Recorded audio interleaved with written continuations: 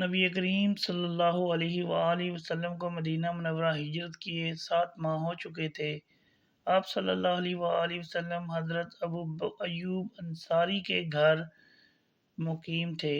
مسجد نبوی سے ملحق 2 حجروں کی تعمیر مکمل ہو چکی تھی۔ ایک دن رسول اللہ صلی اللہ علیہ وآلہ وسلم نے حضرت زید بن حارثہ اور ابو رافع کو مکہ مکرمہ روانہ کیا تاکہ اہل بیت کو مدینہ منورہ لے آئیں۔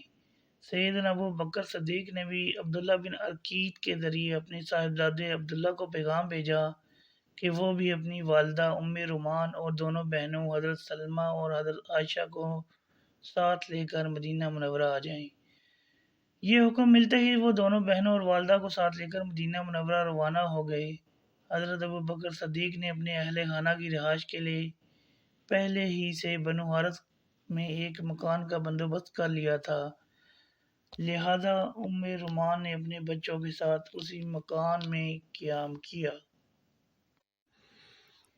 ام المومنین سیدہ عائشہ صدیقہ سفر ہجرت کے دوران پیش آنے والے ایک واقعے کا نہایت پر لطف انداز میں ذکر کیا کرتی، جس سے اندازہ ہوتا ہے کہ والدہ ان سے کتنی محبت کرتی تھی۔ فرماتی ہیں کہ ابھی ہم نے اپنا سفر شروع ہی کیا تھا اور مینا پہنچے تھے کہ اچانک میرا اونٹ بدک کر بھاگ کھڑا ہوا۔ اس وقت ہودج میں میری والدہ بھی میرے ساتھ بیٹھی ہوئی تھیں۔ وہ یہ صورتحال دیکھ کر گھبرا گئیں اور زور زور سے پکارنے لگیں، ہائے میری بچی، ہائے میری بچی، ہائے میری نئی نویلی دلہن، اے اللہ میرے لخت جگر رسول اللہ صلی اللہ علیہ وآلہ وسلم کی دلہن کو کوئی گزند نہ پہنچے۔ ان حالات میں بھی انہیں اپنی نہیں میری فکر تھی، یہاں تک کہ اللہ نے وہ اونٹ دوبارہ ہمارے تابع کر دیا جو ایک موڑ کاٹتے ہوئے بدک گیا تھا۔ حضرت عبداللہ نے نہایت پھرتی سے اونٹ کو قابو کر لیا تھا۔ حضرت ام رومان وہ جلیل القدر صحابیہ ہیں کہ ان کا شمار سابقین الاولین یعنی ابتدائی مسلمانوں میں ہوتا ہے۔ شوہر حضرت ابو بکر نبی کریم صلی اللہ علیہ وآلہ وسلم کے رفیق ہیں۔ سسر ابن ابی قحافہ صحابی تو بیٹی سیدہ عائشہ محبوب ترین ام المومنین ہیں، جبکہ صاحبزادہ عبداللہ بھی جانثار مصطفیٰ صلی اللہ علیہ وآلہ وسلم ہے۔ حضرت ام رومان نے سیدنا ابو بکر کے ساتھ ہی اسلام قبول کرتے ہوئے نبی کریم صلی اللہ علیہ وآلہ وسلم سے بیعت کا شرف حاصل کیا تھا۔ آپ کے اصل نام کے بارے میں مختلف روایات ہیں۔ بعض ان کا نام زینب بنت عامر یا زینب بنت عبد تحریر کیے کرتے ہیں، تاہم وہ اپنی کنیت ام رومان ہی سے ہی معروف ہیں۔ ابن سعد کے مطابق آپ کا نسب یوں ہے: ام رومان بنت عامر بن عویمر بنت عبد شمس بن عطا بن ازینہ بن سمی بن دمان بن حارث بن غنم بن مالک بن کنانہ۔ ان کا خاندان بنو کنانہ کی شاخ فراس سے تعلق رکھتا تھا۔ حضرت ام رومان کا پہلا نکاح حارث بن سنجرہ سے ہوا، جن سے ان کے یہاں ایک فرزند کی ولادت ہوئی جس کا نام طفیل بن حارث رکھا گیا، جنہیں نبی کریم صلی اللہ علیہ وآلہ وسلم کے صحابی ہونے کا اعزاز حاصل ہوا۔ حارث مکے میں رہائش کے خواہش مند تھے، لیکن وہاں کے دستور کے مطابق کسی مقامی معزز شخص کا حلیف بننا ضروری تھا۔ چونکہ حارث کے سیدنا صدیق اکبر سے تعلقات تھے، لہذا انہیں اپنا حلیف بنا لیا، جنہوں نے انہیں مکے میں رہائش کے لیے تمام تر ضروری سہولیات فراہم کی۔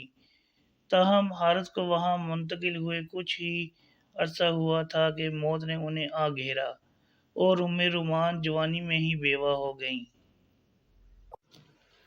ایک نوجوان خوبصورت خاتون کا معصوم بچے کے ساتھ اجنبی شہر میں تنہا رہنا آسان نہ تھا۔ ام رومان کے لیے یہ ایام نہایت پریشانی کے تھے۔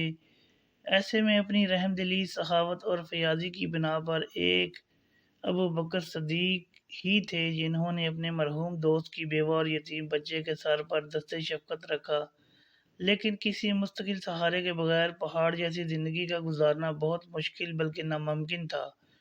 وہ بھی مکے کے اس فسق و فجور سے لتڑے معاشرے میں کہ جہاں عورت عزت و احترام سے عاری اور ظلم و زیادتی کی عملی تصویر تھی۔ چنانچہ حضرت ابو بکر صدیق نے چند دوستوں کے مشورے پر رومان کو نکاح کی تجویز پیش کی، جسے انہوں نے قبول کر لیا۔ اس وقت تک نبی کریم صلی اللہ علیہ وآلہ وسلم کا اعلان نبوت نہیں ہوا تھا، تاہم سید المرسلین صلی اللہ علیہ وآلہ وسلم اور صدیق اکبر آپس میں بہترین دوست تھے۔ جب رسول اللہ صلی اللہ علیہ وآلہ وسلم نے اپنے خاندان کو اسلام کی دعوت دی تو مردوں میں سیدنا ابو بکر نے سب سے پہلے اسلام قبول کیا۔ ان کی اہلیہ رومان کو علم ہوا تو وہ بھی مشرف با اسلام ہوئی۔ واضح رہے کہ حضرت ابوبکر صدیق رضی اللہ تعالیٰ عنہ نے 4 شادیاں کی۔ پہلا نکاح قریش کی مشہور شخص عبد العزیٰ کی بیٹی قتیلہ سے ہوا، جس سے حضرت عبداللہ اور ایک بیٹی حضرت اسماء پیدا ہوئیں۔ دوسرا نکاح رومان سے ہوا، ان سے حضرت عبد الرحمن اور المومنین حضرت سیدہ عائشہ صدیقہ پیدا ہوئیں۔ تیسرا نکاح حبیبہ بنت خارجہ بنت زید سے کیا، جن سے کلثوم پیدا ہوئیں۔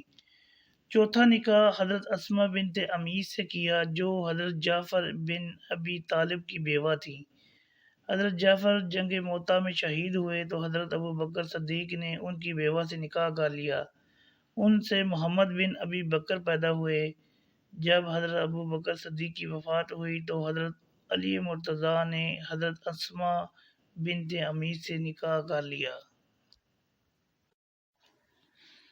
اللہ تعالیٰ نے انہیں حضرت ابو بکر صدیق سے 2 بچے عطا فرمائے، ام المومنین سیدہ عائشہ صدیقہ اور حضرت عبد الرحمن بن ابو بکر۔ سیدہ عائشہ فرماتی ہیں کہ جب سے میں نے آنکھ کھولی ہے، اپنے والدین کو اسلام کا پیروکار ہی پایا ہے۔ ام المومنین حضرت ختیجہ کے انتقال کو 3 برس گزر چکے تھے کہ ایک دن اچانک حضرت خولہ بنت حکیم حضرت رومان کے پاس حضور اکرم صلی اللہ علیہ وآلہ وسلم کا رشتہ لے کر آئیں۔ حضرت رومان نے اپنے شوہر سے مشورہ کیا۔ اس وقت سیدہ عائشہ جبیر بن معطم کے ساتھ صاحبزادے سے منسوب تھی، لیکن ان کے ام المومنین بننے کا فیصلہ تو آسمانوں پر ہو چکا تھا، لہذا جبیر بن معطم نے اسلام کا بہانہ بنا کر اس رشتے سے انکار کر دیا اور صدیق اکبر نے ان کا نکاح حضور اکرم صلی اللہ علیہ وآلہ وسلم سے کر دیا۔ مدینہ منورہ ہجرت کے فوری بعد سیدہ عائشہ صدیقہ بیمار پڑ گئیں۔ جب تندرست ہوئیں تو ہر ماں کی طرح حضرت رومان کو بھی بیٹی کی رخصتی کی فکر ہوئی، کیونکہ ایک تو وہ سن بلوغت کو پہنچ چکی تھیں، دوسرے نکاح کو 3 سال کا عرصہ گزر چکا تھا۔ انہوں نے حضرت صدیق اکبر سے کہا، رسول اللہ صلی اللہ علیہ وآلہ وسلم سے رخصتی کی بات تو کریں۔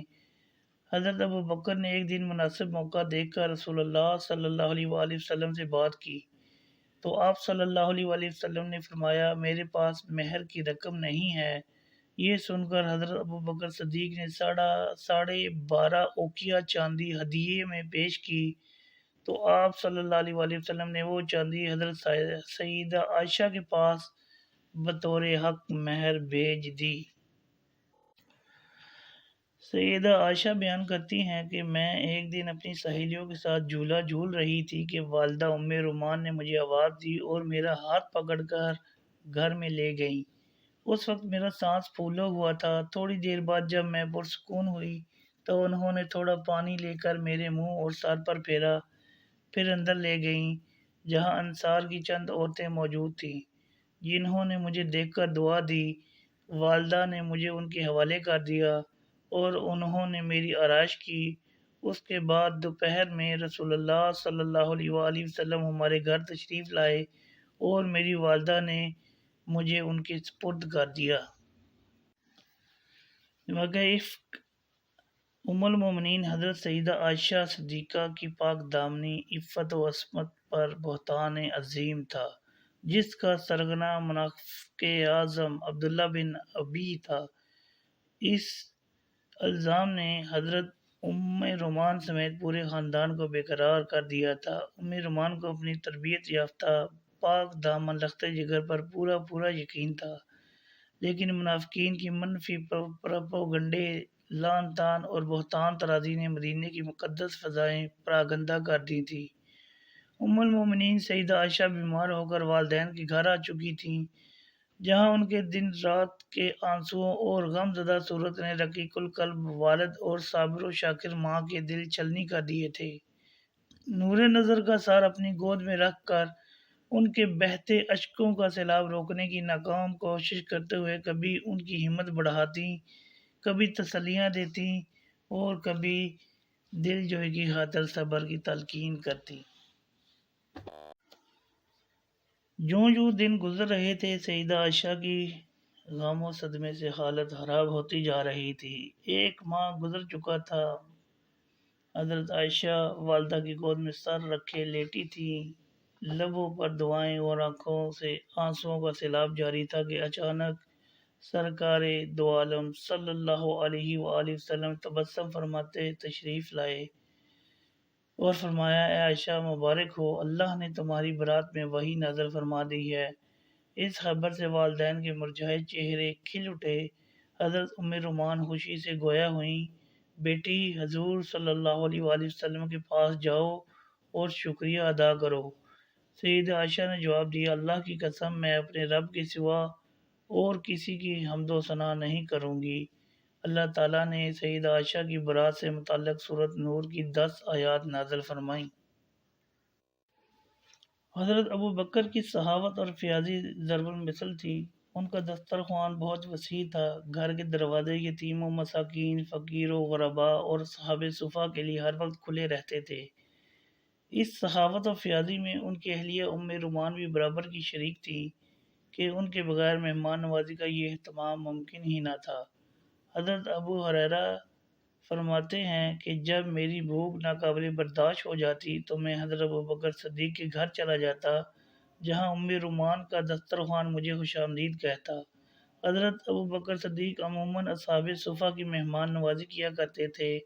ایک دن وہ 3 افراد کو کھانا کے لیے لائے، لیکن اتنے میں حضور صلی اللہ علیہ وآلہ وسلم نے یاد فرما لیا۔ اہلیہ کو ہدایت دی کہ اگر دیر ہو جائے تو مہمانوں کو کھانا دے دینا۔ بارگاہ رسالت صلی اللہ علیہ وآلہ وسلم میں دیر ہو گئی تو حضرت ام رومان نے کھانا بھیجا، لیکن مہمانوں نے صدیق اکبر کے کھانے پر اصرار کیا۔